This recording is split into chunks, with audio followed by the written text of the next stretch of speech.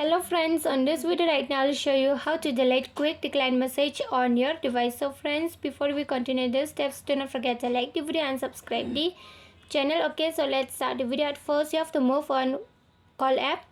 After you have been moved on call app, you have to click on this three dot. Wait more, I will just making this little bit dark so that you will be able to see this video. Okay, so you have to click on this three dot. After clicking on this three dot, you have to click on setting. Here you have to move on to quick decline message. Okay, you will find the quick decline message, so click on it. And here if you want to delete the quick decline message from here that has been saved, just click on this minus option, this red color. Okay, you just click on it and it will be removed by itself. Okay, just click on it, this red you will see. No, just click on it and it will be removed by itself. Okay, so friends, if you love the video, do not forget to like the video, share the video and subscribe to the channel. And thanks for watching.